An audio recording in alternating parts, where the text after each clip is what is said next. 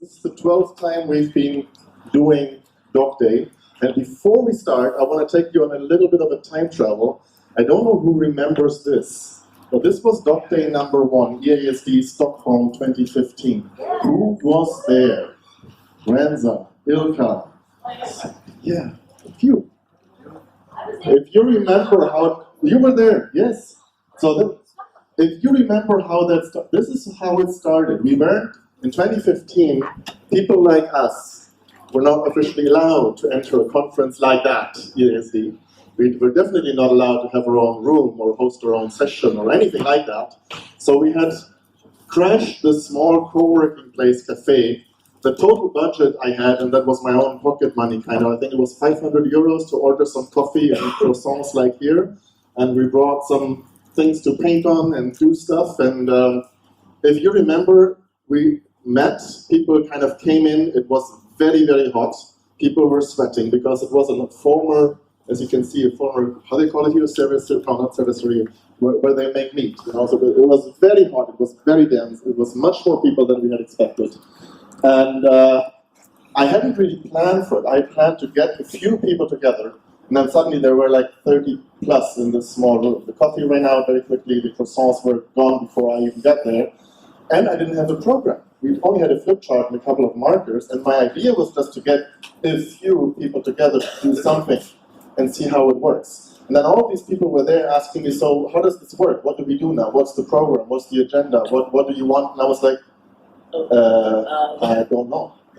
So for those of you who were there and remember, what I then decided to do in a very bold move, I got out there and said, listen guys, it's great you're all here. This is docday. The idea behind docday is, if you know what a bar camp is, that there is no agenda. You guys are the agenda. So here's what it is. I'm going to take a walk now. I'll be back in half an hour. You figure it out. And I left, got a coffee, and took a walk around the block. And by the time I got back, there were 35 people taking notes, chatting about projects, getting ideas out there, and that's where it all started. I think that was pretty amazing, and this is the style that we have kind of kept throughout. It's become a little bit more organized, but and a little bit bigger. I'm very happy for that. But so this was last year. Fast forward, last year we had the first ever dog walk. You know, walking through Barcelona with this street art guy showing us the city. We had dog night in Berlin last year, where we rented a whole club. And who was at dog night last year? Yeah, yeah. I don't remember the end of it, but it was a lot of fun. We were planning to have a dog night here as well. That would have been last night, and the idea is to have this every year for Attd and EASD, every day before docday or every night before docday. We will be going back to that. Don't worry. So we will have a dog night in Vienna. The reason we didn't do it last night was, as most of you know, there was the big Children with Diabetes 20-year anniversary dinner last night, and it would have been the same thing, it would have clashed. So instead of spending money on renting a club and drinks, etc., and hosting a big party, we got in touch with Jeff Hitchcock from Children with Diabetes and with his Pat, who was co-hosting that, and we said, hey, can we crash your party? Jeff was like, yeah, sure, come on over, bring everyone. And we did. And instead, the 2.5K that I kind of budgeted for dog night, for drinks and clubbing, etc., we donated to Life for a Child. So I hope you're happy with that. EASD, this is up there, the last big docday we had. This is when I kind of figured that something will have to change, because if you remember, we had a small room reserved at EASD. And again, last year there were almost 100, I think it was in between more than 100 people showing up for a room that was laid out for 40. And then we crashed the Novo Nordisk press conference room an hour before they started. They weren't too happy for that, but they did let us in. So we had all these very comfy chairs. But I figured it is time to change a little bit, because it would become too uncomfortable in the future. So here we are, this is now official. We're not yet on the official Attd program. We're working on that for 2024. But a couple of things have changed from last year docday to today. One is that we did spend a little bit more time planning. Another change came very surprisingly beginning of this year, and some of you were directly or indirectly affected by that. You know that I have been working with Roche very closely from all the way 2012 to 2017, building up the Diabetes Meetup series. Their big, blogger, influencer outreach program for the diabetes online community. We built that together until about 2 years ago when I dropped out. They decided they will do it alone or do it with my sugar from now on. But one of the core things behind docday growing and the Diabetes Meetup series growing was that it was a good kind of collaboration in that we as dedoc, we're a community. This is not a legal entity really, there's no budget really behind it. I'll get to that in a minute. So we never had funding for anything, right? But Roche made it possible for Diabetes Meetup. They flew in people, they paid for flights and hotels, etc. And then the next day, I would make sure to have always the doc day. So people were already there. And with the Diabetes Meetup series growing, docday grew. As you probably all have heard by now, Roche has decided beginning of this year to quit, to discontinue that Diabetes Meetup. And that would have meant that many of us would not have been here today. Because, and I know many have been waiting, but there was no clear communication. You also know that last year at docday, we had already announced to start dedoc Voices, which is a scholarship program I've been thinking about for about 2 years, but we were kind of still trying to figure it out. What we did first week of January was to really push fast forward and say, okay, if Roche is stopping bringing people to Attd, then who's going to be there for us?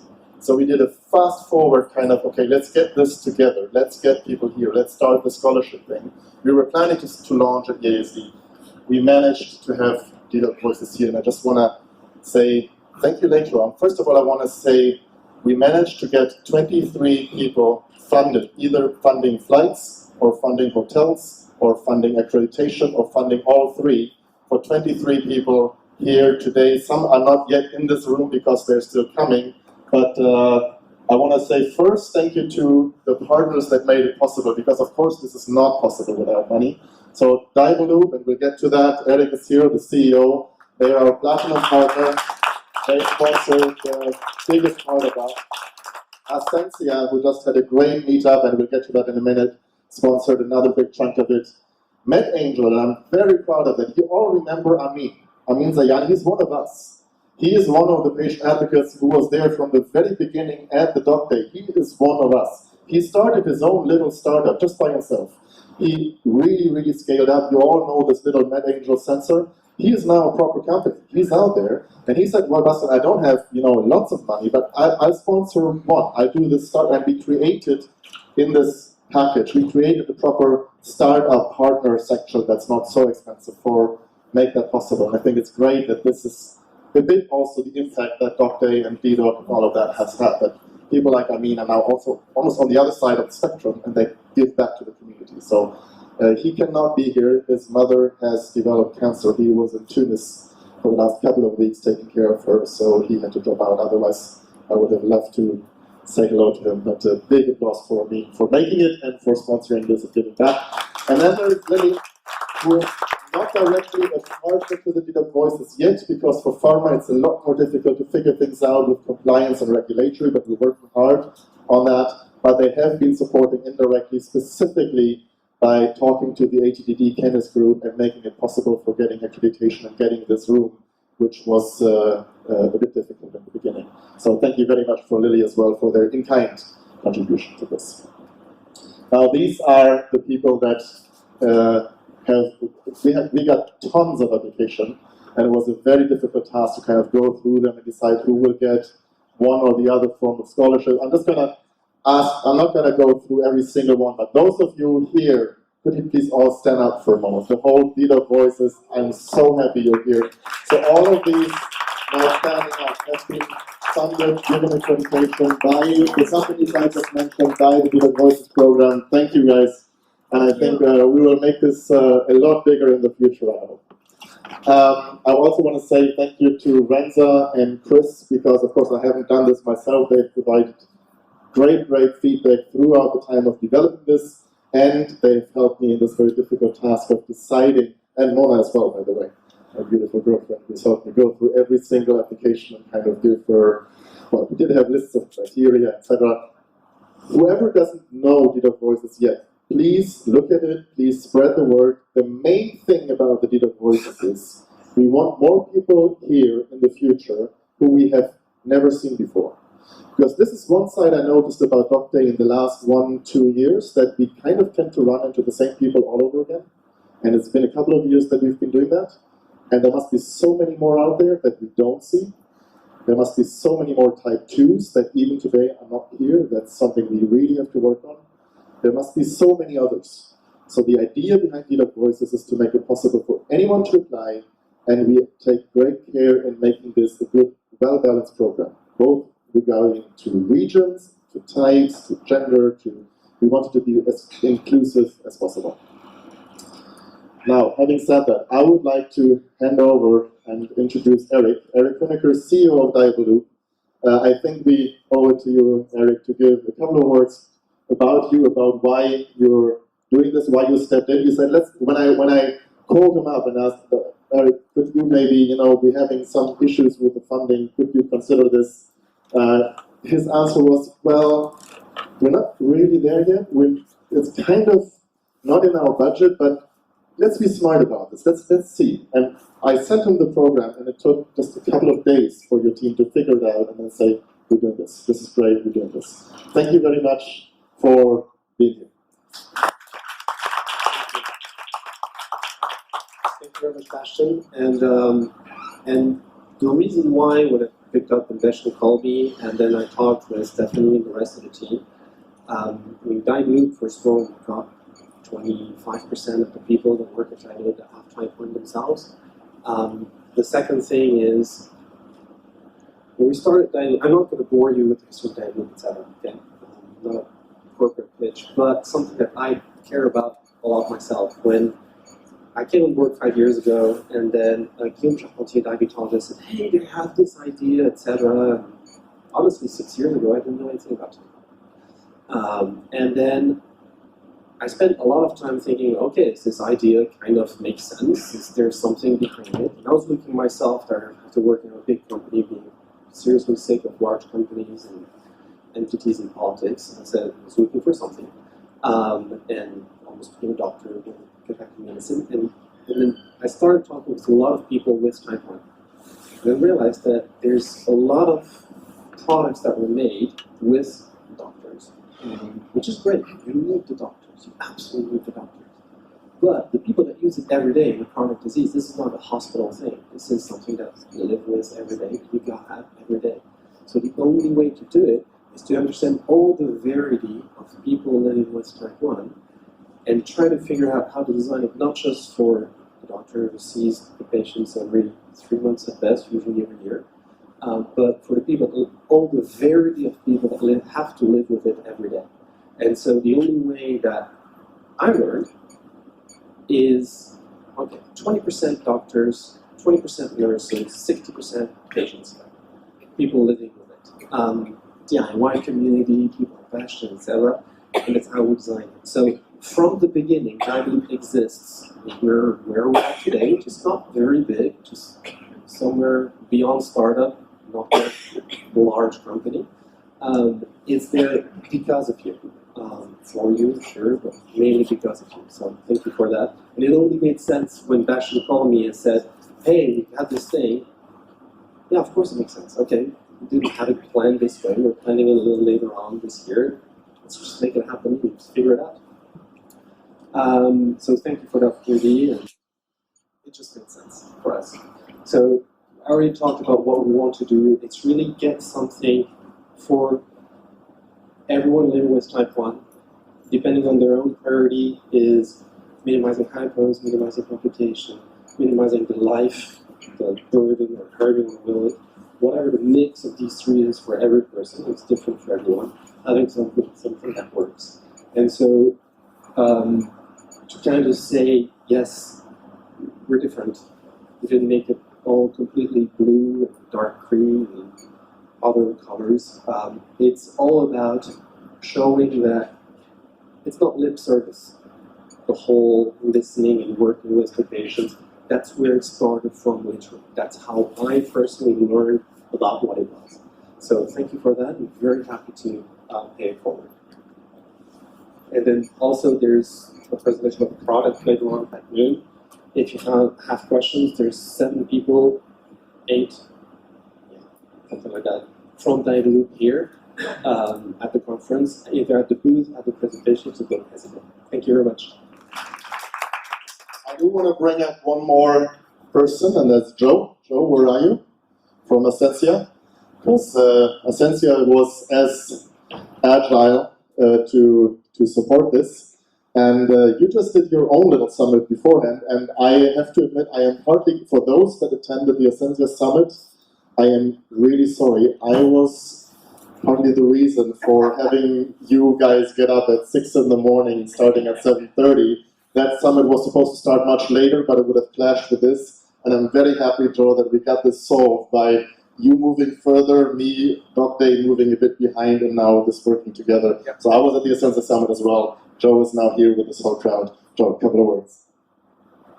Thank you very much, Bastian. Yeah, hopefully that demonstrates how we want to kind of be a partner and work together, because that's really what's important. All I want to say is that, so Essentia's mission is about using innovation and innovative solutions to simplify and improve the lives of people with diabetes. And we focus only on diabetes, and that's really something that is very core to our company. It's really important to us, and that's why we kind of are supporting things like this, because it's really critical that you have, as people with diabetes, a voice at these conferences, that you get to come and see some of the latest things that are being presented, and that you have the opportunity to be involved. So, great program. Impressed with your own agility to pull this off and get it done in what feels like it's only been about 2 or 3 weeks. But glad to see so many people here and delighted to be supporting it. Thank you very much, Bastian. Now, let's start the real docday, because you will have noticed that this was slightly different. We've never, in 11 docdays before, had anyone from a company up on stage, because docday is our day. It's patient advocates, diabetes advocates, bloggers, however you want to call yourselves or ourselves. It's our stage, it's our time, talking to each other, etc. The initial idea was to split these two things, to split the dedoc Voices program, which does involve money, so we do want to give our partners that make it possible a bit of, at least saying thank you and hello. I would love to hear your feedback on that, especially from those who are not funded, whether we should split that apart and have separate events in the future so that if it doesn't feel right, I would want to know. Because one of the main reasons also why we're doing the dedoc Voices is that in the past, this kind of being invited by one company and then paying your flight and your hotel, etc., whether it's spoken or not, whether it's there or not, it does create this, somewhere lingers this feeling, even if it's not intended by either side, this feeling of, now I better be nice when I write something. You know what I mean, right? The dedoc Voices program makes very sure that there's a very clear wall between, there's partners who give to a larger pot, and there's people who are being selected by a group of advocates, and there's no linkage. There's not one company funding this or that person. The company doesn't have a say in who gets in or who doesn't. So we want to make clear that docday is not officially part of dedoc Voices. It is still just us doing this, or we organizing it, but us owning it. And dedoc Voices does not create these kind of dependencies. So I hope you're okay that for today, because this was the kickoff and it was a very short turnover, we only had this one room for these 2 hours, we mixed these parts a little bit. If you would prefer to split this up in the future again, drop me an email, bastian@dedoc.de. Any feedback is highly welcome. This is a pilot, it's the first time we're doing that, so I really rely on what comes back. So docday is now back to its roots, the official part where it's unofficial, where's us? And I want to start with spare roasting, because that is one of the community-driven projects, and you will have heard a lot about it on social media over the last weeks, etc. I don't want to talk much about it. I already said something in the beginning. There is a participants list circling. I would like each and every one of you to make sure that you put your name, and if you want, your email address. If you don't want to put your email address, just your name, because for every participant, we will be donating a rose to Spare a Rose. That comes with an ask. We were just discussing that at the Essential Summit. We've been discussing it internally. I'll hand over to Chris and Ranza in just a minute because they are the drivers. There's one thing that I personally would like to ask of you all. I have noticed I've known Spare Rose for years. I've always supported it by clicking and retweeting and liking and putting the Rose on my Facebook, etc. And then 2 years ago, I was like, but you know what? I never gave money. I was like, that's funny. I was kind of looking in the mirror. I was like, so I've been liking this. I think it's a great, but I never gave, and sorry, the Rose for money. Or, you know, €5 is a coffee. How many coffees do we buy in a week? Coffee here at Attd is free. We had a discussion about that in the summit before as well. I would like, if you haven't already done so, to consider giving the Rose, the Spare Rose. And if you don't want to do so online, there's a little box here, and we will make, any currency is welcome. We will make sure that this gets to Life for a Child. Now, about Spare Rose itself, Ranza, Chris, please come up, and for those who don't know it yet, talk a little bit about it, because you've been spearheading that growing and coming to Europe, and you have a lot more to tell. Hi everybody, I'm so excited to be talking to Spare Rose. I'm Dustin, I'm so glad you did that, because we do want people to donate, but we equally don't want to shame people if they haven't. We understand that there are a lot of ways that people can participate in this, and sharing and talking about it is really, really important, as well as actually putting your hand in your pocket and making a donation. If you haven't, it is super easy. You just need to go to lfacinternational.org/Spare Rose. It'll take you 30 seconds, and we talk about, sparing a rose. That one rose, which is $5 US, about €5, that will provide insulin to a kid with diabetes in an under-resourced country for a month.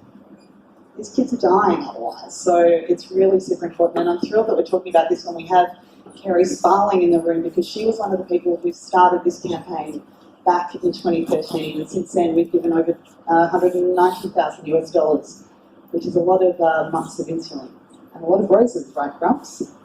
Yes. I can't do the maths on that. I can't manually calculate bolus, so I can't do that.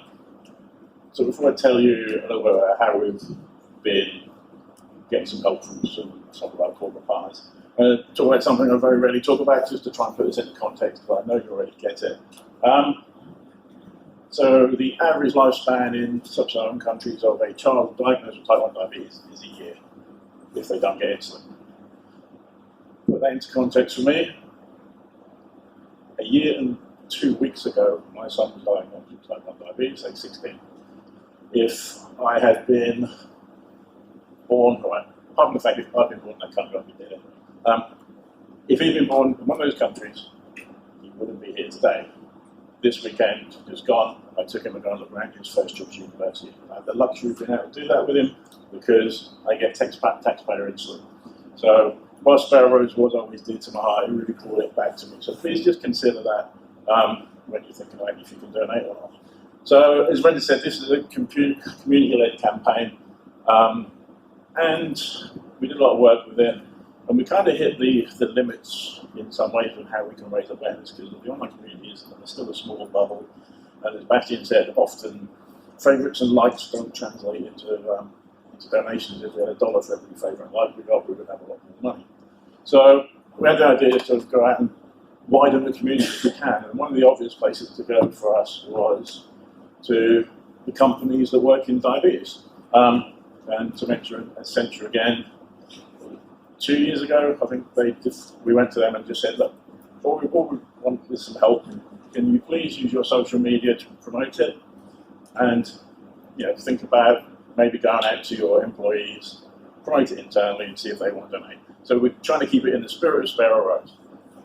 They did that, and they also did some company matching, which was fantastic. It just doubled it very, very quickly. Very successful, and over the last 2 years it added something like $22,000 to the total, and we were extremely grateful. Again, like I said, we don't want to make this a cool thing. If companies here want to make large donations to Life for a Child, go for it. I'm not going to stop you, please do it, but we wanted to keep it a community campaign. So we've expanded that out this year. We've been to Accenture again, who are here, and we thank them, to Tandem, and thanks to those guys as well, and Insulet are participating too. Now, I would never ever normally encourage you to go to anyone's booth because that is your choice. But please go to the Insular booth if you have time, and if you don't, please make time. Because Insular are being very generous this year, and for every dummy pod they've got on a delegate, they will donate €5 to Sparrows for us. And given that there's something like 3,800 delegates here, that could be potentially a big fundraiser and save a lot of children. And again, to keep it in the spirit of Sparrow Rose, delegates are getting a sticker and a quick conversation of what this is about. So hopefully they will go away, spread the news, and maybe they'll go and just donate as well and match that. So thanks very much for that. Now, Grubbs and I are standing up here, and we talk about this a lot and write about it, but there's actually a missing person who's in this room, and I am going to stand up, and I didn't even know this by him, but Jeff Hitchcock from Children with Diabetes is in this room, and he was also part of the founding group that got this going. And Jeff gets up and bursts into tears because you know everything is just so important that Children with Diabetes does. So apologies if I get like this, because Jeff gives to the community and never ever stops. And we had a dinner last night where Children with Diabetes made a significant donation to Sparrow Rose, and they're a charity themselves helping kids and families with diabetes. And I watched Jeff in action last year at Attd talking with some of the corporates about this program. And, you know, we could set Jeff loose, I think, in the exhibition hall, and we would walk out with the biggest haul of money for this program ever. Jeff, we're going to do that at morning tea, just letting you know. So thank you for never stopping and continuing to be a champion for people with diabetes all around the world. I think sometimes, you know, this is a bubble, and we look to our own bubble. I'm Australian, I'm always looking at what's going on in the Australian diabetes community. I work for a diabetes organisation, it's all Aussie, oi, oi, oi, but our community is people with diabetes across the globe, and there is no better time than a conference like this to see that and to help people who need it. And that's what this community, I think, does so well. That's why I'm such a proud member of the diabetes community. Absolutely. And it doesn't need to be just people with diabetes. It will be able to please tell everyone you know and give them the option to actually donate. My view is always I'd rather have everyone know, and not if they don't want to donate, everyone's got their own favourite charities, that's fine. I'd rather have everybody know and make their choice rather than people not know that would want to donate. Thank you.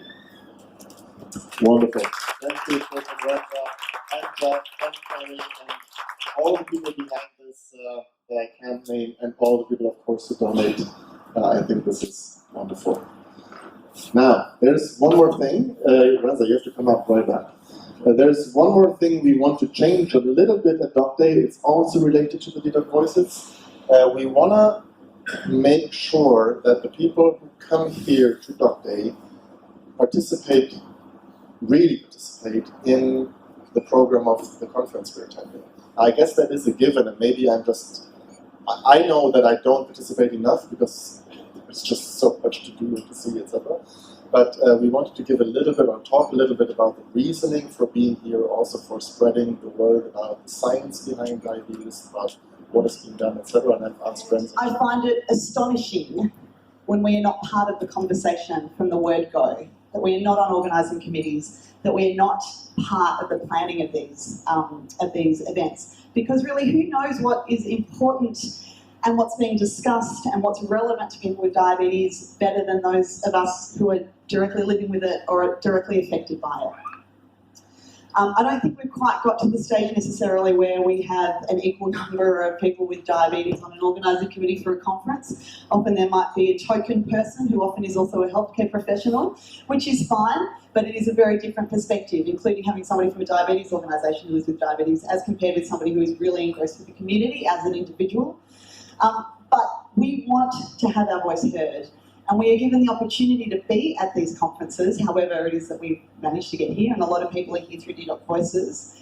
And so this is a chance for us to get into the sessions and actually talk to our peers and to our community, to our tribe, about what's going on at these conferences. Now, I don't know about you, but I have the most amazing diabetes healthcare professional team back home. I adore them.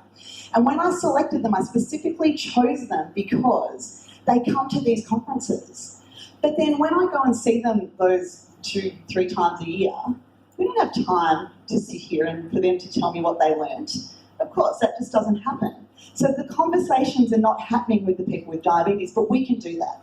And that's why I'm really, I'm madly tweet when I'm sitting in sessions and I write blog posts and I talk to people about it, because it is really, really important that this is a way to get out to the community, people who can't be in the room, what's going on, what's being discussed, what's the latest research, what does it mean? And I talk about it in a really different way to the way that a health professional might, or what's up on the screen.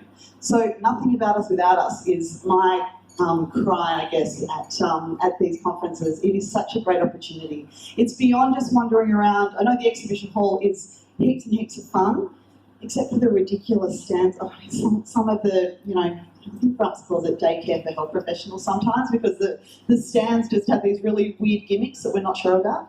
Unlike, sticking pods on people, that's awesome.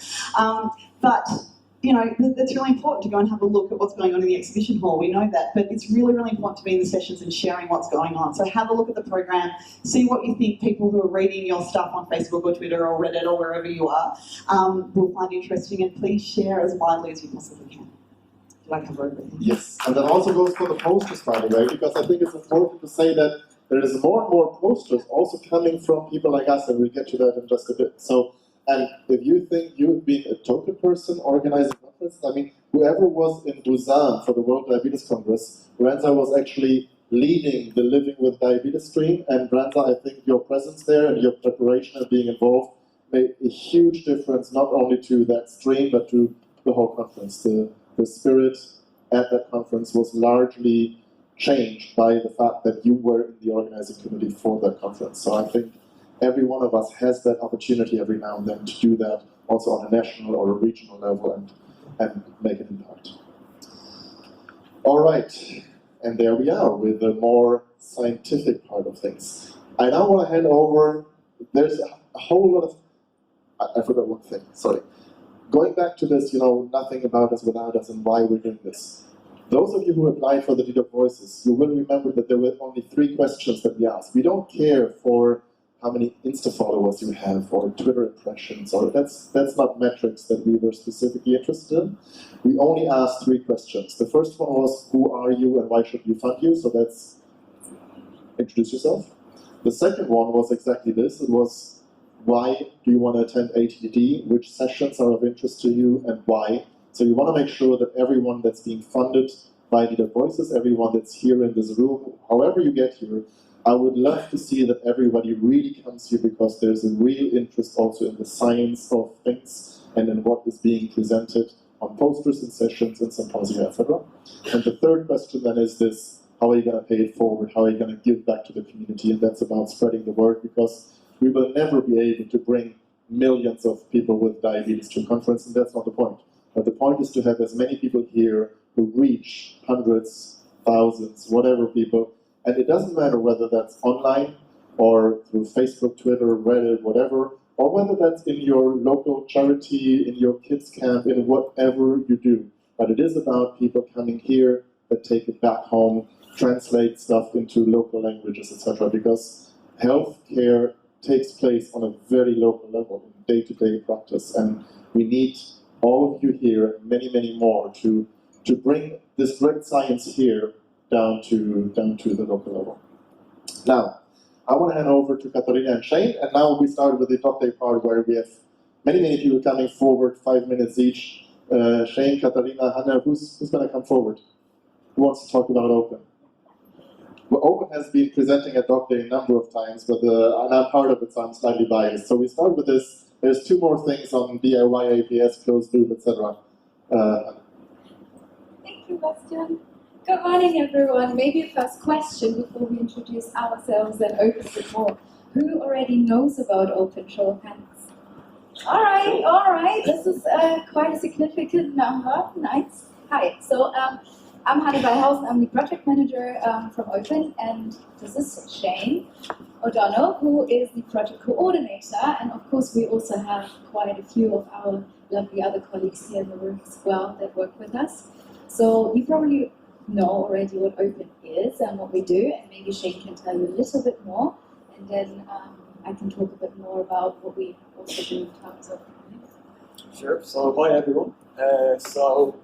Open is an entirely patient-led research project, which is inspired by this growing movement of people living with diabetes who are building their own artificial pancreas systems. And so everything about Open is completely patient-led. So the majority of the team have type 1 diabetes. Many of us are active DIY APS users. We're looking ourselves. And everything from the research questions to the research design to dissemination has all been designed by patients themselves. And really it started, I suppose, about 2 years ago now, and I just recently heard of the DIY APS movement through watching a presentation given by Dana Lewis, of course, who's one of the co-founders of Open APS. And I just thought it was the most amazing thing I've ever heard about. You know, just not so much even the technology itself, but the sense of solidarity, the sense of community which underpins the whole movement. And I wanted to help out, so I have a background in research. I'm a sociologist by training, and I've worked a lot in EU-funded projects, and I kind of felt that this would definitely be something that the EU would be interested in funding. So I contacted my colleague, Katerina Braun, from the Young Leaders in Diabetes program. We met at the Young Leaders in Diabetes program. And we decided to put an application together for funding for the EU. We weren't expecting to get the funding at all. And we ended up getting the funding, which is fantastic, over €1 million. And so the main aim of Open really is twofold. It's firstly to build an evidence base in terms of clinical and quality of life outcomes of DIY APS users, but also to look at focusing on ways of ensuring that the innovations that are being developed within the DIY APS community are made more widely available to the diabetes community as a whole. So, do you want to say anything about really quickly. So here's a quick pitch. So anybody, please tweet us, write us an email, get in touch with us if you want to help collaborate on any of our work packages, the research that we're doing, any of the maybe publications we're working on. We always look for people that are interested in what we're doing and want to help us get further. We look from anything from healthcare professionals to data scientists, data analysts, developers. We really have a wide array of things that we look at and want to look at. And if you're interested, please go to www.open-diabetes.eu or tweet us at the Open Project, or just drop us an email at hello@open-diabetes.eu. And yeah, have a look and see if there's anything you want to give us feedback or your thoughts, anything really. Just get in contact with us, and that's what we're all about, is to be really collaborative and move everything further together. Thank you, guys. Thank you. I have to admit that I am officially responsible within Open for the dissemination and communications part, and I've been doing a pretty lousy job because it's just been a bit too much these last couple of months. So if anybody here is good at just communicating and helping all of us, and me specifically, with just getting the word out about what we do, or if anybody is better than me on WordPress and these kind of things, we could really use someone like that. So thank you. We have some more interesting stuff from the community, from people like you, that have to do with DIY APS, and I'm gonna ask Tim to come forward and say a few words. Thanks, Bastian. So, I'm Tim Street, and I'm the person behind diabetic.com. As you'll have seen, I've done various N=1 observational things, looking at how things like CGM work, some of the features that there are within the DIY systems. One of the things we're looking at doing is something a little bit more broad than we have in the past, which is going to be taking the DIY systems that are available and imposing the commercial constraints that things like the 670G and Control IQ have on them. So, for example, a 6.6 millimole target, for example, no ability to use a low temp target for eating soon, and no variable targets, to see what the impact of that is. The initial plan is to run that with OpenAPS only in a simulated environment. But then what we're looking to do is get people who are using these systems to volunteer to participate. I'm currently going through producing, if you like, a term sheet which will describe what you can and can't do within that, and people will have to donate their data. So if we have any volunteers in the room who would be interested to see how this works and see what the real world sampling looks like, please get in touch, and we can, as we go through that process, get this running, put it together, and hopefully, if this works well, we will be able to produce a paper or a presentation for one of the future conferences looking at how these different things interact, because it's not something I've seen any evidence of yet so far. So that's the 5-minute pitch, and that's all there is to it. Wonderful. And this is what I love about docday specifically. Tim just tweeted me 3 days ago, Tim. He was like, oh, by the way, I'm doing something new, can I present? I was like, yeah, sure. He sends me this one picture, and there we are. And there's more of that coming. I want to announce already, and I've spread that through some of these Facebook Messenger groups before, any one of you who has something that he or she would like to commit to present here, pitch here in a similar quick way, whether or not I have a slide from you or not, doesn't matter. You're welcome in just 15 minutes or so to take the stage and take your 5 minutes, as long as it's not commercial. Commercial is not okay. But if it's from us, if it's from the community, etc., this is your stage. So if there's something you want to present, get ready now. We have one kind of half thing coming up. Mikkel, come forward. You are from the community, you are a bit on the commercial, so you come kind of in between, but you're also on DIY APS, your background is in the Night Scout community, so we made a kind of 50% exception here for you to talk a little bit about what you're doing in Finland, in Night Scout and with Jurgen. Right, I'll try to keep the company off from this. We have a stand at 38 in Tech Fair, come there. Anyway, 2.5 years ago, in Finland, the Ministry of Social Affairs and Health announced a design competition for well-being apps. We have a complete EHR, all our medical records are in a central repository, government-controlled repository, and now they wanted to extend it to all these patient-generated health data that we gather with our activity trackers, meal logging apps, sleep monitors, and so on. And I got a tweet from a local Night Scout enthusiast saying, hey, we should do Night Scout on top of that platform. And so we did. We applied with a project called nightscout.fi, proposing that we take the Night Scout API and build that on top of the national healthcare infrastructure so that it's easier for people to take that system into use. They don't need to deploy Night Scout into Azure or Heroku. Rather, they can just use our officially provided service. And people still need to administer their own apps that they install in their smartphones and smartwatches, but we take care of the server part. So this was our pitch, and we got selected, we got awarded for building this project, and it was really great. For the ministry that they were courageous enough, we explained that this is patient-generated stuff, and it's not officially regulated CE, but we make it as regulated as possible throughout the process. So we managed to hire Sulka Haro, the current main developer of Night Scout, to work on this project for half a year. And we made it ready, I think, 8 months ago already, but since that we have been struggling to go through all the validation and certifications and so on. But it now seems that in 1 week's time we'll go live in Finland with nightscout.fi.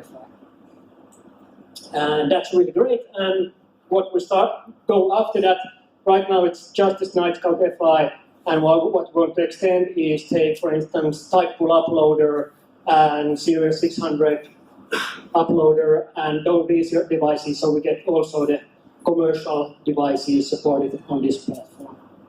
And my ask for you is we don't have any idea how we can scale this internationally. Currently it works in Finland, but at least when you advocate, when you discuss these things abroad, you can say that, hey, it is being done. In Finland, at least, there is this project, and they have CE certified parts of the Night Scout ecosystem, and it is valid and it's being used. And it's also given us validation so that who's the biggest hospital system in the Nordic countries is currently using our systems to get night scout data to their children's hospitals, so the pediatrics there can use night scout data officially in a CE certified medical device. So that's awesome. I can show you demos up there in our stand or later on. Thanks for listening. Thank you, Mikael.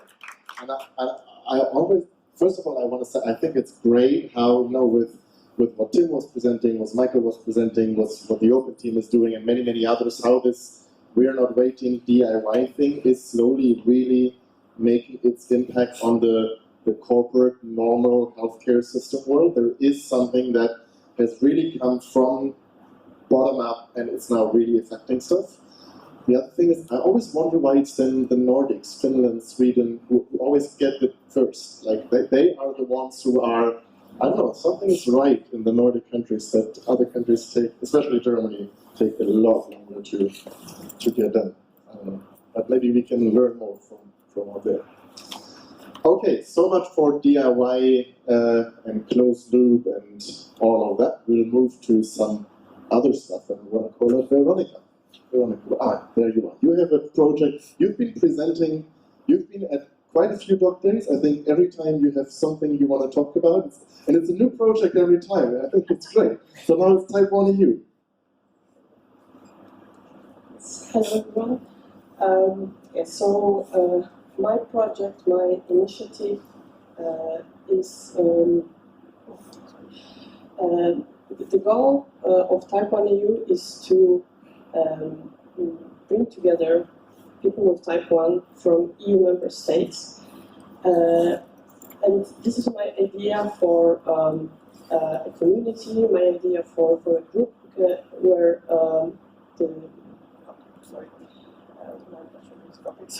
my heart is beating. Okay, let me just start once again. Yeah, you can see that I'm shaking. Okay. We can also switch on.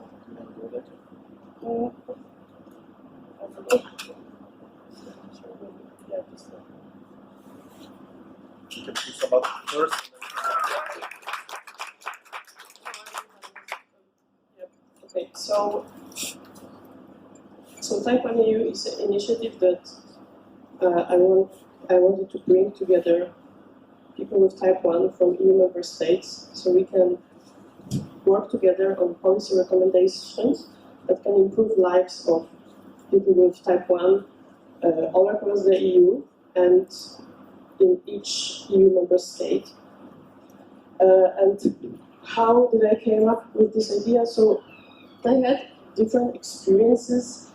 Everything started to fall into place. So, for example, there are problems at the airports. At every airport, you are treated differently. So, in Warsaw, usually they are calling someone, "We have insulin pump here," so personal checkup.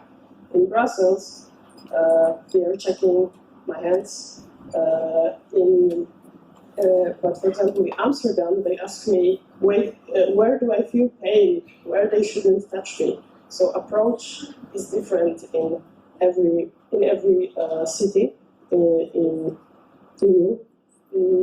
And also during my internship in European Parliament, I was asked every day, "What is this? What is this? What is this?" Even if I met the same guard, he would still ask me, and I had to go through the security every day because I was just an intern. So it was a bit annoying that some people, we met people who already know, "Oh, we have insulin pump, okay, I know what is it about," and some people are like, "What is this?" And I thought, why not to work on policy recommendation to create some regulations across EU? So this is just one example. Also, I had a very unpleasant experience in a museum in Brussels when I got low, and like 99% of the staff was very helpful, but then there was this one guy who came and was very aggressive and mean towards me. So I had really bad experience, and I thought people should be trained. People should be trained in public places like museums, like cinemas, like public institutions, so they know who are they dealing with, what is happening to this person. We can also create recommendations for that, for people to have just short trainings about type 1 diabetes, but not only, maybe it will go further. But also, every country has its own problems. For example, in Poland, I'm from Poland, people who are 26 and over can't get an insulin pump from the National Health Fund. You have to pay full price. So in each country, we have a different problem, and if we can come together and we can discuss problems in each of our countries and also think about the solutions that might work all across the EU. So what I want to do is to invite you to join the project, to join this initiative. So I will be representing Poland, since I'm Polish and it's my first language is Polish, and I'm familiar with the issues in Poland. Also, my good friend from Greece, Dimitris, was also interested in this project, so we already have Poland and Greece. So if you are from EU member state and you would be interested to work together on policy recommendations, then please join. I would be really happy to work with you. And since I live in Brussels, and I live quite close to the European Parliament, and I often go to different events, and I thought, why not use it? Why not use my contacts with members of the European Parliament?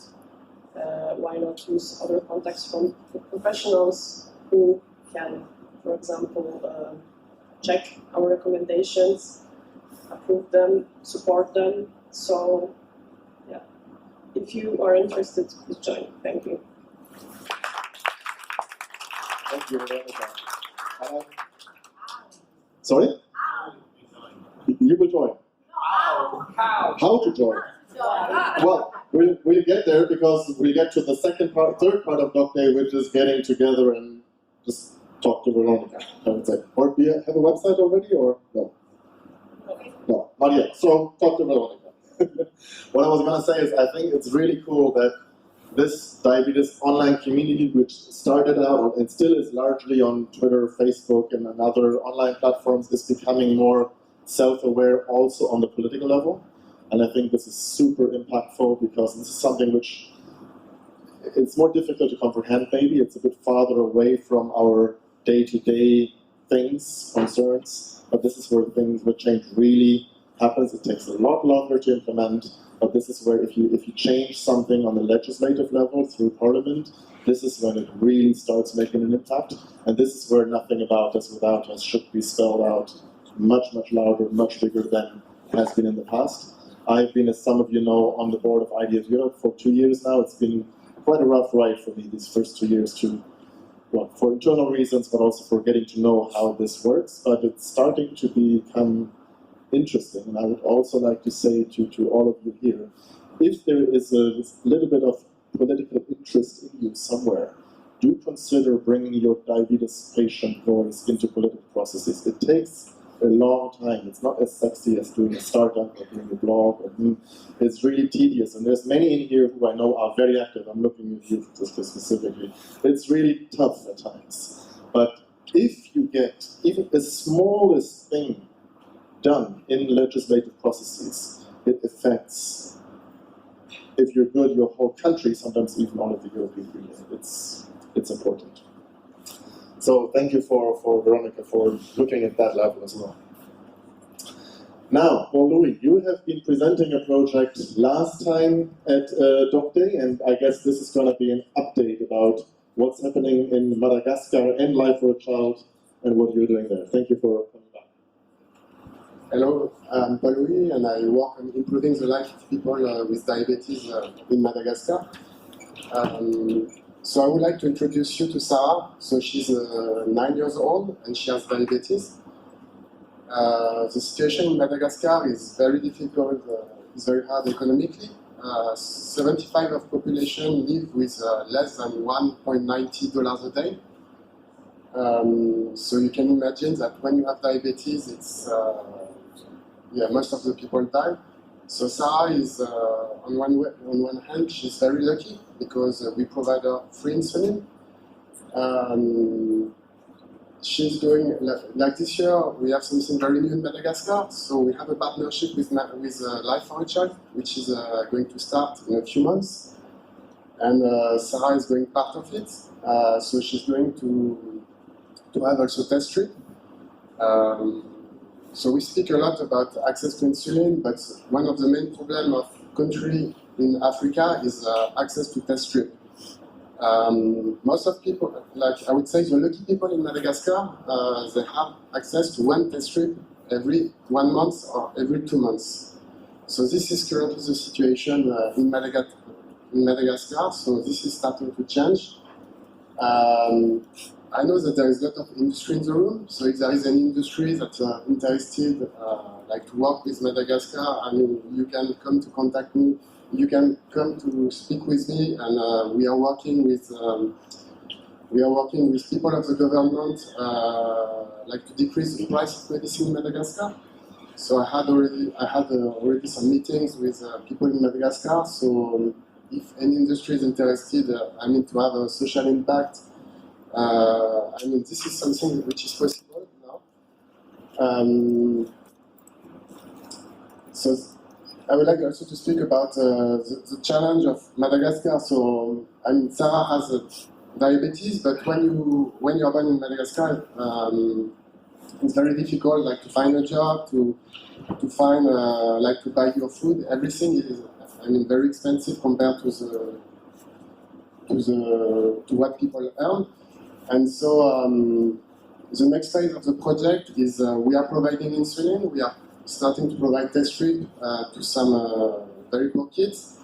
Now what we are starting to do this year is we are going to put some kids in school. We are going to do professional training to give professional training to kids. And the idea behind is to, what we want behind is that the kids, when they will grow, they will be economically sustainable, and so they will be able, if we can decrease the price of insulin and test strips, they will be able to buy by themselves these medicines. And this will enable us to treat more people in Madagascar and to improve the situation locally. So this is the next phase of the project I would like to speak about, and we should, I hope we can, in July or August, we can put the first kids in professional training to start this new phase of the project.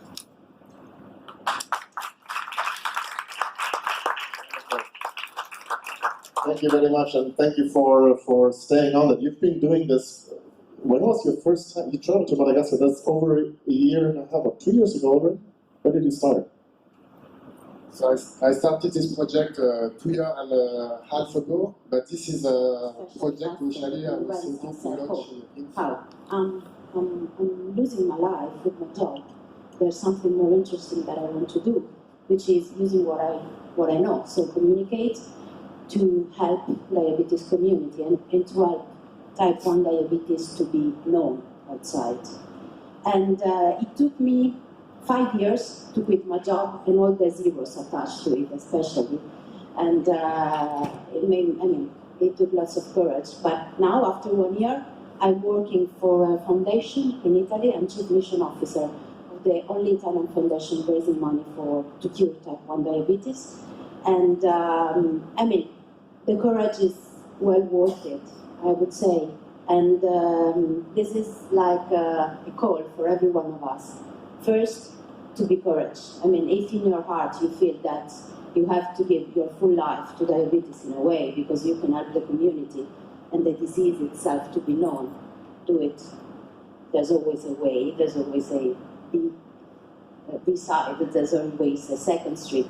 And the second one is that most of us is advocating inside the community. First thing that we do is to help the others, to empower the others, which is great, and it's something that must be done.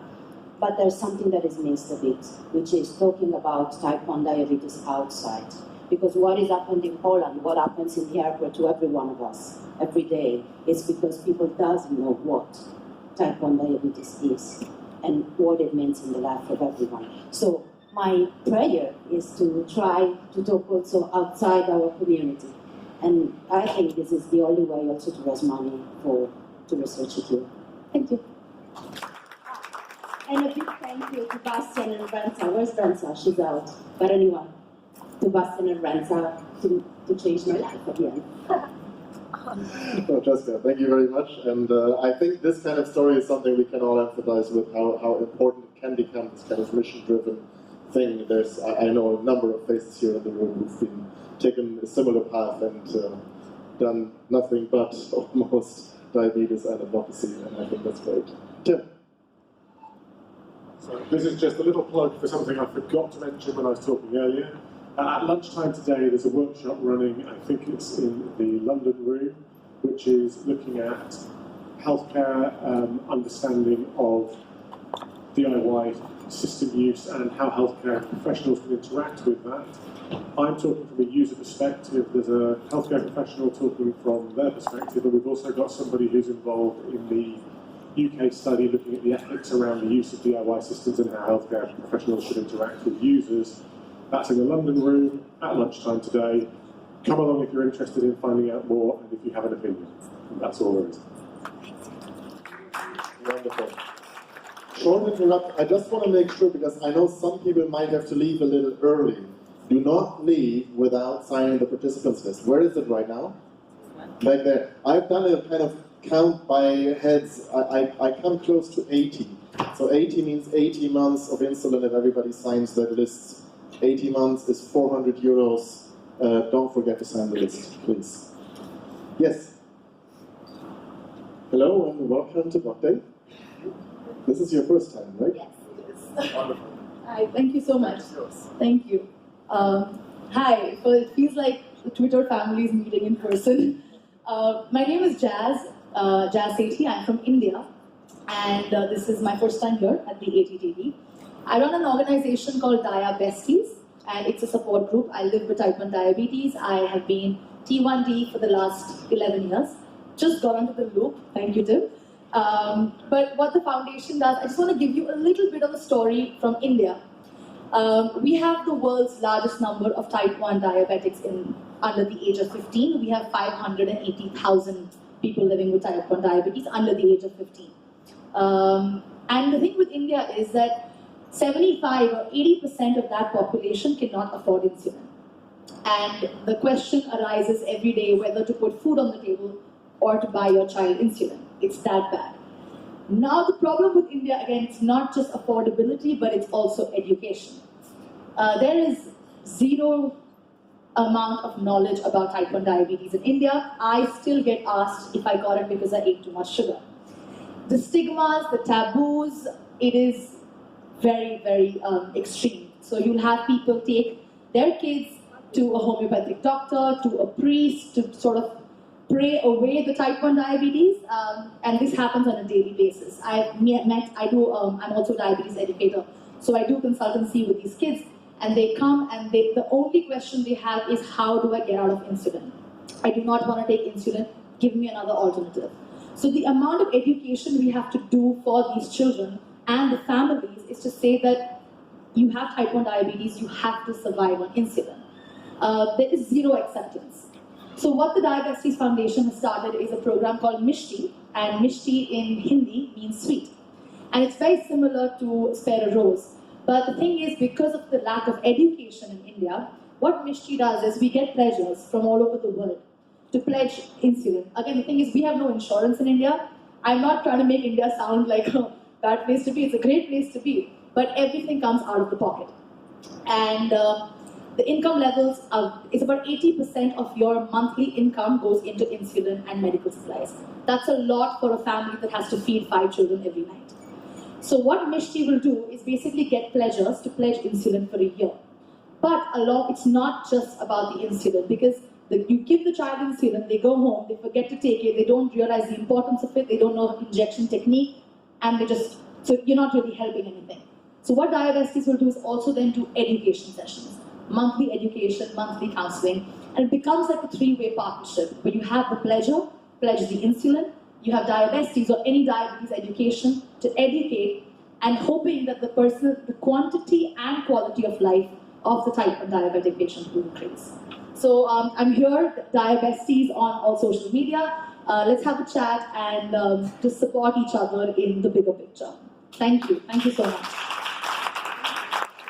Thank you very much. And can I ask, I forgot about this. This is the reason we have a flip chart. Can you just put your name and your email or Twitter handle or whatever you have on there? And I would ask Veronica as well, because that is the answer to how do you get in touch. Because we'll have time, hopefully, after we're done, for people to just linger around and chat. And if not, then at least we'll know how to reach out. 580,000 T1Ds below 15. That's the highest in the world. That's New IDF Atlas just came in. We are number 1. yeah. Yay. Congratulations. Thank you. Thank you. Okay, Tina, you wanted to come forward? Sorry. That's mixed it. You wanted to come forward, yeah.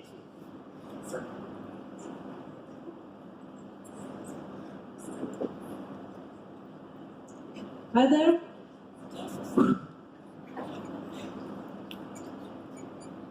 Do you keep a sign go over time?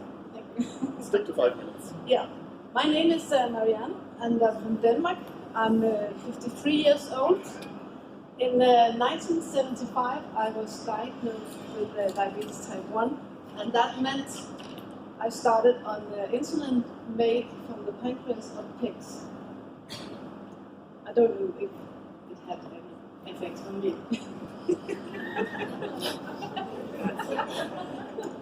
When I was diagnosed, I went to hospital, but I was only there for 10 days because my parents knew everything about it. My sister had the diabetes type 1 as well. I came home and I heard her crying. And I went to her and asked, why are you crying? And she said, I'm so sad you got this disease too. And I said, don't be, now we are similar. We can eat the same sweets, sugar-free sweets, and soft drinks and everything. We are alike. I loved her so much. I get emotional now. And I wanted to be like her. We grew up having syringes side by side, got pens, and later on I was on the pump. I've been 14 years on the insulin pump. I got electronics, animals, and I've got tandem. We had normal lives. She was a pharmacist, and I was in the television, and still are. But then one day, suddenly, my sister died. She has vascular diseases, and she was getting blind. She had blood clot in her head and in her heart. It was quite a shock. I went to the doctor and said, could you check me? Because I had it for many, many years. And I had some of the same stuff. And at that point I had to say, what do I want to do with my life? Why did I get this condition? How can I make a change for myself? And I found out that I can make a change for everybody else besides myself. I decided I wanted to be a coach. I call it diabetes coach. And today I'm actually an ICF, that means International Coach Federation Certified Coach. I'm a master team coach, I'm a mentor, I'm training public speaking. And my purpose is to make a difference to other people with diabetes. And I can help you change your own perspective of this situation we have. Thank you for listening.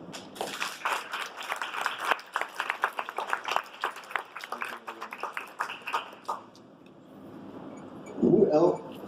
Yeah, put your name up there. Who else would like to pitch something, talk about something? Yes, please, come forward. First presentation at docday as well, yes. I love the fact that there's so many new faces here. My first time at Attd at all. And this is maybe less of a pitch and more of something I'm just going to throw out there. So my name is Jen Hansen, and I'm coming from Canada, from Toronto. And in my everyday life, I run a very small diabetes organization. I feel like we're big and mighty, but we're small in terms of having 2 staff. And one of the challenges that I have often is connecting with other peers who are doing similar things and who are in leadership positions of really tiny organizations. And a lot of that surrounds trying to figure out how to make an organization work. And I feel like I've been doing an okay job. I know when I have questions, I have people like Jeff I can call, and I have a pretty good network in the United States. But I just wanted to put that out there, that if there's anyone else in this space that is feeling the same way, or who wants to connect with other peers who are trying to build something, I would love to talk. I'd love to share ideas. I'd love to find out what you are doing that's working really well, and I might have something to share perhaps. Maybe for context, the organization I run is called Connected in Motion, and we run retreats for adults with type 1 diabetes through Canada and the United States. And we also host the Friends for Life Canada project in partnership with children with diabetes, and yet still I'm struggling with things like figuring out how to help my other colleague take mat leave, and figuring out like what when someone says, oh, just call the HR department. And that's also me in the accounting department. I know there's other people who are having similar challenges, and I just wanted to put that out there that I'd love to connect, I'd love to brainstorm. Thank you, Jen. I think, thank you for bringing that, because this is what docday is also about. It's for people to just come up here and then find others who maybe want to share, help, support, etc. And Jen, I know exactly how you feel, because, I mean, this is great. There's 80-something people here. dedoc, docday, you know, it all sounds so grand, but that's me and my beautiful girlfriend Mona and Hanne and the open people, but it's just a group of friends basically getting things together. And yes, Jen, the finance department, the HR department, the fundraising department, the AV department, the printing the name tags, etc. That's all, you know, that's, yeah, I know how that feels. Thank you very much. Anybody else? Okay, that's fine. Yes? Mike, come forward. Now there's 2 more last things, but... Right, so I hadn't planned to do this, but I just thought, oh, people are sharing really cool things that they're connected to. So I've got a thing that I'm connected to, which I thought I could offer as perhaps a bit of inspiration for some of the circles that you move in. I was part of a co-created directory of resources for managing diabetes, specifically based for resources that apply in the UK. It was a couple of years ago when we got some healthcare professionals and a bunch of people with type 1 to review resources and to work out which blog posts made sense, which ones were important, which just practical, you know, YouTube videos about inserting technology or stuff for kids and groups, and where do you point people, all the people who aren't in this room, who are living with diabetes, who've got no connection with anyone, where do they go to find and filter what's the good stuff and what's trying to sell them cinnamon and okra and, you know, just rip them off, and herbal cures and all that rubbish that we know is out there online. We know there is so much good stuff and so much, frankly, dangerous rubbish, that how do people who are just, I mean, when I started connecting to other people online, there wasn't very much, so it was quite easy. You could spot the nutters quite easily, but these days there's so much content. Some of it's brilliant, some of it's not so much. How do you get, in your countries, how do you point people to the real good stuff, the real rich, the cream at the top? So we just put together a directory, a searchable directory of about 200, 250 really good starting points. It needs reviewing now because, of course, time moves on, and we set it up a couple of years ago. But if you want to take a look at that and think, actually, do you know, I've got a few healthcare professionals I could hook into this. This is something we could do. It's not that hard to do. You just need a little bit of a protocol, you need a bit of buy-in from healthcare professionals, and then because it's being reviewed by both healthcare professionals and people with type 1, and parents and carers, it's easier for healthcare professionals to point people at it because they know that these are resources that have been reviewed and ticked by people with medical qualifications as well as people with lived experience. So I just float that out. It's called Type 1 Resources UK. I'll put the things up. But I would encourage you to think about doing that for your communities and your countries, because I think we had, astonishing levels of activity when it first launched, and it's been a really positive thing. Thank you. And one thing I want to point out is that one thing I always struggle with being in Germany, and that is the largest country in Europe, also language-wise, we're not that far behind English in general, but one thing I always struggle with, especially from my IDF Europe position, when I look at all the other smaller countries, one thing we really need to get better at, there's no need to always reinvent the wheel and start from zero, but most of the great resources in this online space are in English, which is great, but it doesn't reach many, many people. We can be the people who translate and make these things available by just reaching out to people like Mike and say, hey, can we copy-paste what's on your site and just redo it? Get a couple of volunteers together and get it out there in Bulgarian, Romanian, Croatian, Czech, whatever it is. Because that's where it really matters. We need more translations, and we don't need to start from zero. Just something that came to mind spontaneously. Now, we're almost out of time. There's 3 more things that I know of. I know, Kevin, I forgot to insert your slides, but you wanted to say something about Mila. Jeff, you just sent me an email. You wanted to talk about Friends for Life. And I have one more last thing at the very end. So come up forward, Kevin. Last call for the participants list. Don't forget. I'll keep on stressing that. I'm making myself poorer by the minute, but I want it. Thanks. Yeah, my name is Kevin, and actually I have a question, because I figured something out after 12 years with diabetes, and the thing is, when I was diagnosed, I got a pen and needles and did all the stuff with finger pricks, and I figured out that I was always reacting on my sugar. So I saw a number, and then probably was too high, and I want to eat something, I calculated, so I was reacting on my sugar. And then I got a CGM, and it got even worse, because then I could look at my sugar every 5 minutes, and I reacted every 5 minutes on my sugar. So back then, I think with finger pricks, it was more quality of life, because I don't have to watch the sugar all the time, because every time I look at the number, it's probably bad, or like a number that I don't want to see really. And this, got more and more with all that data. And now I'm in a closed loop system, and it's the first time that I had to calculate carbohydrates again. Because before, I just took a shot, and then I also had sugar with me, and people call it sugar surfing, because if you have a lot of insulin on board, then you can always eat sugar, which is kind of nice sometimes, but it's also very stressful. So I think no doctor tells you to do that, but that was for me the best outcome, but in the end, very stressful. So the closed loop asked me to enter carbohydrates, and I was always thinking in units, okay, I have to calculate backwards, 5 units, okay, maybe about 55 grams.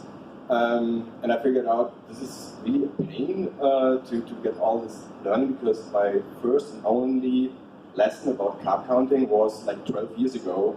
After that, I haven't learned it at all. And for me, it was easier to just remember our breakfast 8 units. So I realized that this reacting is really stressful, and acting before is way easier with the closed loop. But I still had miscalculations. So in a restaurant or here in Spain, I don't know the amount of carbs, and I have to guess, and it's most of the time totally wrong. But I realized that there's a pattern, that I only have about 20 to 30 meals that I eat in a regular basis, and then I also have some things that happen rarely, but most of the time I have 20 to 30 meals. And I thought, what if I just track them and learn from them, so that I can predict what will happen. So I wrote my own app and see if that will work. And yeah, because all the restaurants are standardized, they have the same amount of rice, same amount of noodles. Now I know my 30 favorite meals, and now I can act before, so I don't have to react. I know that in 3 hours I will have a perfect blood sugar level because I can look at the data.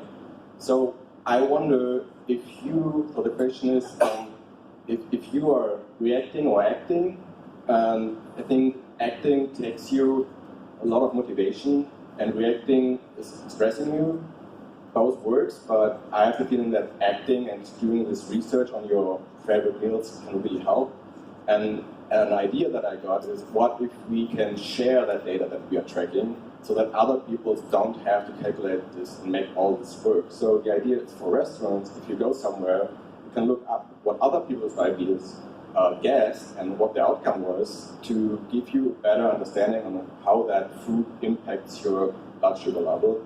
So the question is, would you trust someone else's data? Would you use such an app? Why or why not? So yeah, I'm looking forward to get feedback and talk to you. And we should say that this app is already out in a test version. It's called Mila. You can find it on the App Store, I think, or yeah. So you have a booth here at Attd. You'll put your name up. So it's called Mila, like meal with a name. How do you pronounce it? Mila? Yeah, Mila. Mila. Yeah. So I've tried it. I haven't really tried it yet, but it's there and it works. And you can scan barcodes and things like that. Thank you, Kevin. Jeff, you wanted to talk about Friends for Life. Now, I wanted to tell you that when we're done, I wanted to talk to you about posters, but I'll come up and give this note. You had alluded to posters here written by members of the DOC as a way to share with healthcare professionals what life with type 1 is. At our Friends for Life Orlando conference, which this year is July 14 to 19 at Disney World, the Friday evening we have a social event called Dessert and Posters with the Faculty. We have our faculty come present their latest scientific posters that would have been presented at the ADA scientific sessions a month before. But I would ask all of you, if you have ideas or posters that you want to share about living with type 1, if there's a way to get those to us and maybe somebody like Bastian come and represent and present all of that, it would be a great way to show all of the several thousand people who are at our event what the DOC is really doing in a broader global perspective. So that's the pitch. Cool. Thanks for offering. That's a great opportunity to get some of the stuff from here over to the US. Thank you. We should consider that. You come and pitch. You come and present. I have to present. Yeah. Okay. Way to get you there. Okay, we'll see about that. All right. One more on the back. 5 minutes. We have to come to an end. So this, I'm going to call this a close then. I have one more thing to say afterwards, and my blood sugar is dropping as well. So we're last pitch of the day. Hi everybody, I am Aaron Kowalski from JDRF, and I first of all just want to thank you all, the Diabetes Online community, for all you do for people with diabetes. I took over as CEO last April, and one of the things that I want to convey to all of you is that JDRF is represented in 6 countries right now. And one of my goals is to have JDRF be truly global. So I know we have many countries here represented. I want to get more adults with type 1 involved with JDRF. We've been traditionally a parent-driven organization. Many of you know I have type 1. And the other thing that I'm focused on is we've been a research organization for most of our history, but research is a means, not an end. The end is people with diabetes doing better. And in the United States and in some of our affiliate countries, we've worked with regulators and policymakers to drive better access. Driving better access globally to advances is hugely important to me. So I'd ask you to reach out if you're in countries where we can help. We are going to significantly broaden our scale of working with governments to drive access. and be more diverse. So I hope I can work with you more. Thank you, Aaron. Thank you very much. And I am really, really happy to see that JDRF is coming to Europe more, because it was very far away for many of us. You were always active in the UK, but you were very far away from German, French, and especially smaller countries' perspective, mostly because your focus for a long time has been primarily on fundraising for a cure. But especially with your new team and Mike doing a great job on moving more into the advocacy space, you now partnering with Beyond Type 1, etc.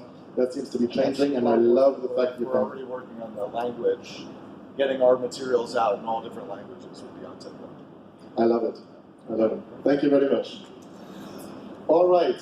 I'm gonna call this almost a close. I want to present one last thing that we have been doing with dedoc in Germany. This is a kind of my own baby thing, so I have to talk a little bit about it, but I'll make it very short because we're running out of time. The Diversity Project. You all know what diversity is. I don't have to explain. Some of us celebrate it, some of us tweet about it, others don't because they don't think it's a great thing to do. We've been getting quite a beating when we started with that by some who said, why do you celebrate your diabetes diagnosis date?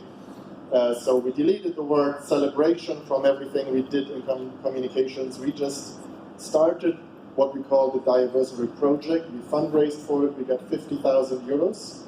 I want to tell you what we're using it for. Diversity is a website. This is just screenshots put together. What we're doing with the Diversity Project in Germany right now, we've partnered with the largest diabetes magazine, and we're collecting stories by people who do not necessarily celebrate, but tell their story about how they were diagnosed back then, whether it was last year or 30 years ago or 17 or whatever. We ask them to share their story, and we publish it on the day of their diversity.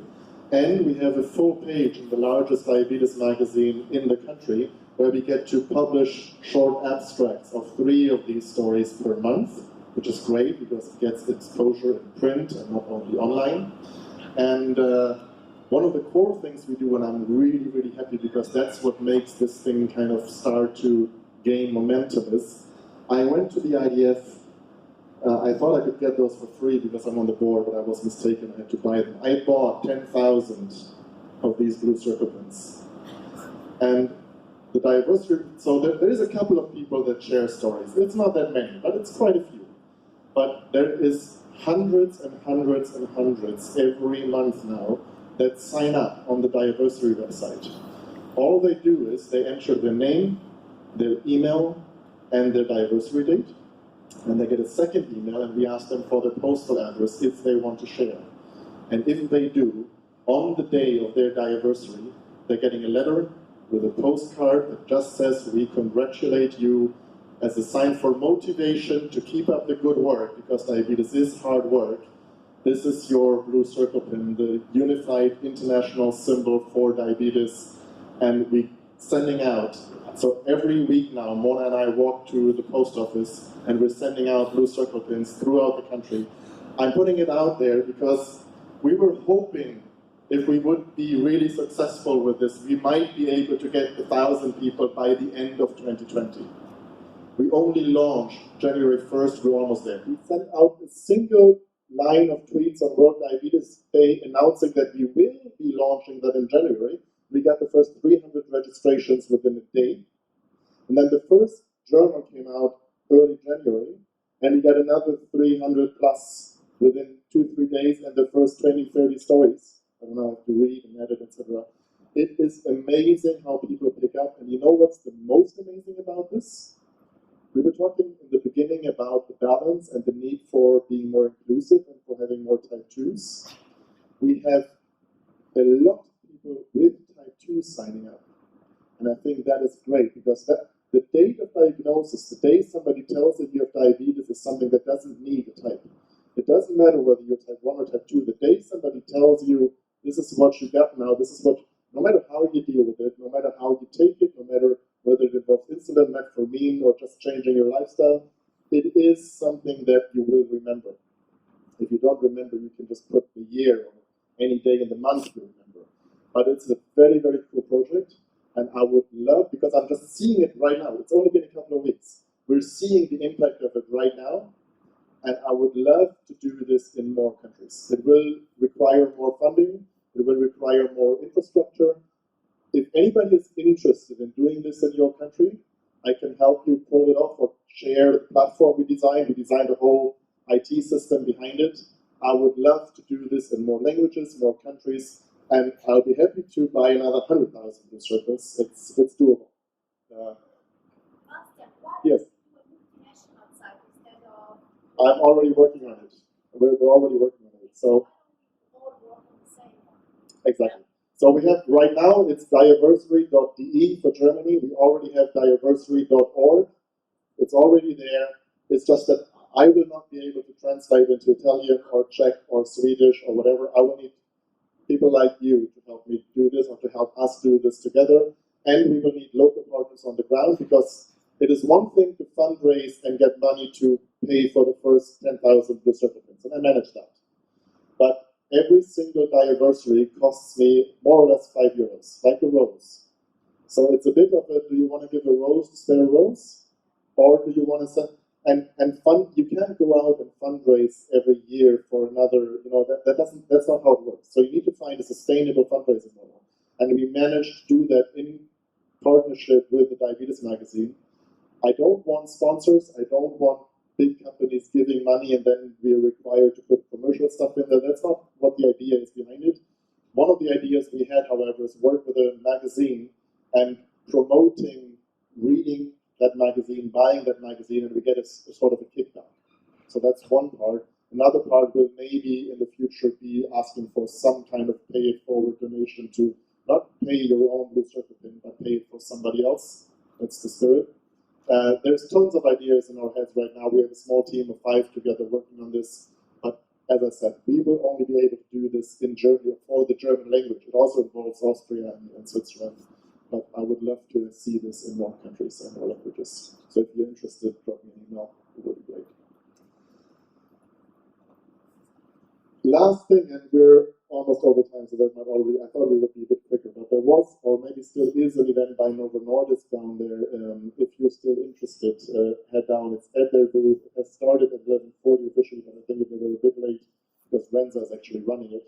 It's about technology, the hype, the burden, etc. I just wanted to point that out because that's also addressing diabetes advocates and people with diabetes here at Attd, which is still rather rare. Anyway, it's 11:56, so 4 minutes early. I'm gonna call this docday number 12 a close. Oh, and there was supposed to be another logo, but it's not there, but here we go. And I would like to say thank you everybody for being here. Thank you for signing, hopefully, the participants list. I would guess that we would have, we'll count around 80 people on there, so that's 18 months of insulin for life for a child. I think this is great. If you want to match that or contribute, there is this box up here. You can, of course, donate online, etc., but you can also, whatever currency you have, just drop it there. I promise you personally, this will be transferred right away tomorrow to Spare Rose. We can get the tally on. Thank you for being here. See you at the AAD docday. Next docday will be September 21st in Vienna at the ASD, and Doc Night will be the night before, so September 20th. Mark your calendars already, and we'll probably do a Doc Walk again in Vienna as well, maybe some more street art or walking through the castles. Hope to see you there. Thank you, everyone.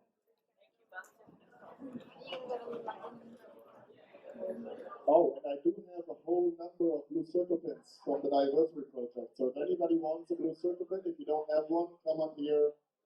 They're up for grabs.